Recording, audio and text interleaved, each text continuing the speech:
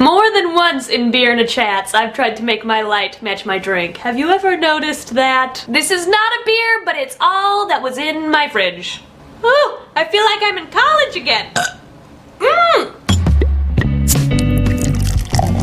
Hello YouTube, so on this channel we have talked a lot before about how complex identity is. Schwa schwa! If you missed it, you can click there, but you have to be fast. Classy! But today I would like to dive in more specifically about just one concept that can make identity so complex, and that is spectrums. Identity spectrums are literally one of the most fascinating things in the world to me, and I could talk for hours on them, but the thing is, even if I did, I wouldn't even scratch the surface on how dimensional a person can be. So if at the end of the video you think I missed or did not touch on one particularly important spectrum, you're probably right. Feel free to share or raise awareness about any spectrum in the comments below, especially if it relates to you, and especially if you think it's underrepresented. Also, this video is not 100% fact. It's full of many thoughts, feels, and opinions, so there is a decent chance that we might disagree about something. Again, just an awesome opportunity for you to enlighten me and this channel's audience in the comments. Because hashtag learning, hashtag mutual respect, hashtag communication, hashtag are the best. Those are the best things. Hashtag safe space! So first let's jump into one potentially major aspect about a person's identity that exists on a spectrum, and that is gender. Now unfortunately, we live in a society that can view gender in a very binary way. It sees males, females, men, women, not much else. But one day somebody said, no, gender is a social construct and therefore there is no correct way to define it. Also, it exists on a spectrum. There are men, women, and an infinite amount of identities in between. Examples of just a few of these identities, just a tiny amount of them, include men, women, trans women, effeminate men, masculine women, gender neutral people, gender fluid people, and a zillion more. And while I love the idea of the spectrum and I love how it challenges cis-normativity, what I love even more is that some people still didn't think that this model was gender inclusive enough, and they took it even further. They thought the idea of gender being male, female, and everything that falls in between was too linear and still ultimately feeding into the binary,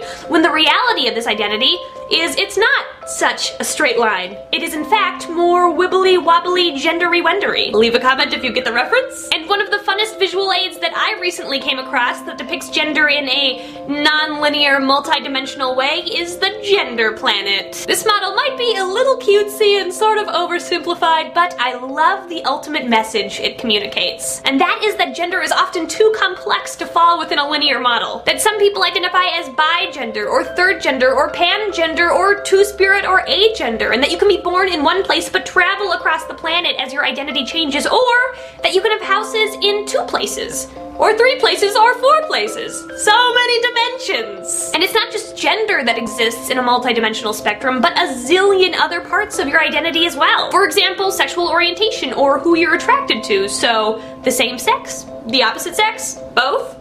Everyone? Does it change? Are you fluid? Also, romantic orientation, so who you see yourself falling in love with or spending the rest of your life with. And fun fact, it's totally normal for romantic orientation to be different than sexual orientation. Also, just how sexual you are. Do you identify as asexual, sexual, or also there are a lot of cool things in the middle like gray sexual and demisexual. I like that one. I identify as demisexual. Also, expression of any of these qualities also exists on a spectrum. Just because you identify one way doesn't mean you necessarily express that way, and that's totally fine. And none of these things have to line up in a certain way for you to be doing them right. If you like, you can plot yourself, draw a line, and then have a map of your awesome, complex, and multi-dimensional identity, like I just did. That's me. There you go, me and a map. A non-linear, multi-dimensional squiggly line of Ashley. Wibbly, wobbly, gendery, wendery, sexually,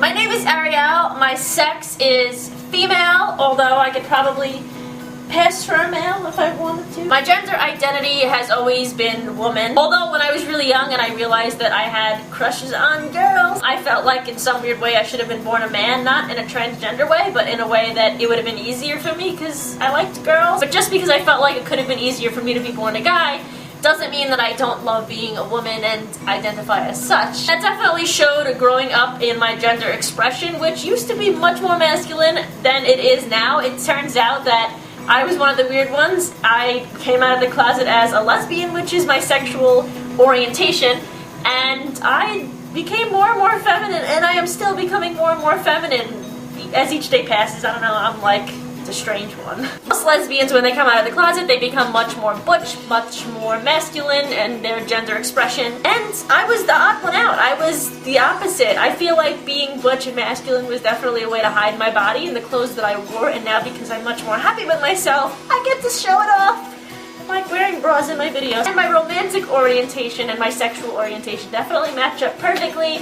I have only been sexually attracted to women, and I have only been romantically interested and attracted. Can you be romantically attracted, I guess, to women? Although I don't identify as demisexual, I definitely kind of feel, I understand how they feel more than anyone else. I can look at a woman and be sexually attracted to her, but I won't sleep with her. I do have to get to know them on an emotional level before I do. Another important thing to note is that one key component that gives these spectrums meaning that makes them functional is labels. And labels definitely don't work for everybody. Some people don't find them helpful, healthy, or accurate when identifying, and everyone has the right to reject or create new labels. Bam! Moral of the story, your identity does not have to fit in a linear model. It can be multidimensional, and that is super cool.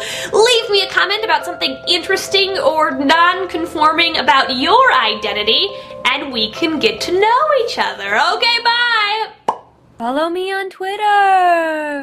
I've been asked on behalf of Ashley to have you subscribe and like. Pretty please for me. Like for me, please like for me. Pretty please for me, I'll give you fake money.